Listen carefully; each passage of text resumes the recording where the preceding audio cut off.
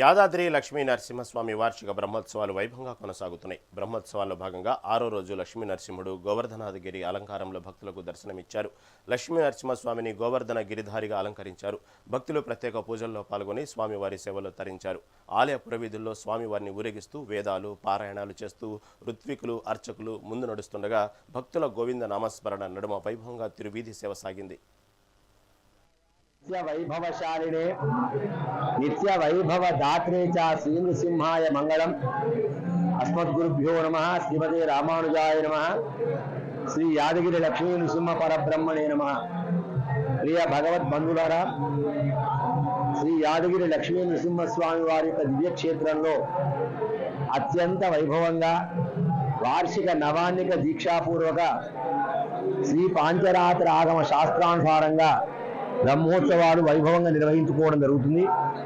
ఈరోజు 5వ రోజు ఉదయం శ్రీ లక్ష్మీ నృసింహ స్వామివారు గోవర్ధన గిరిధారి అయి పురవీధులలో ఊరేగాడు. భక్తులు అధిక సంఖ్యలో పాల్గొని ఆ గోవర్ధనోద్ధారుడైనటువంటి కృష్ణ పరమాత్మను దర్శించి తరించారు. కృష్ణ పరమాత్మను దర్శిస్తేనే సమస్త క్లేశములు నశిస్తాయని చెప్పేసి మనకు చెప్తోంది. కృష్ణాయ వాసుదేవాయ హరయే పరమాత్మనే ప్రణద క్లేశనాశాయ గోవిందాయ నమో నమః.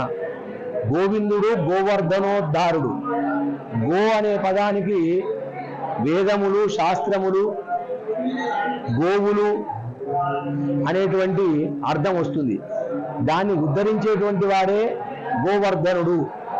అన్నిటిని కూడా రక్షించేటువంటి వాడే ఆ గోవర్ధనుడు. నిత్యాయ నిరవధ్యాయ నిత్య వైభవశాలినే నిత్య వైభవ దాత్రే చ శ్రీ నృసింహాయ మంగళం. అస్మద్గురుభ్యో నమః. శ్రీమతే రామానుజాయ నమః. శ్రీ యాదగిరి లక్ష్మీ నృసింహ పరబ్రహ్మ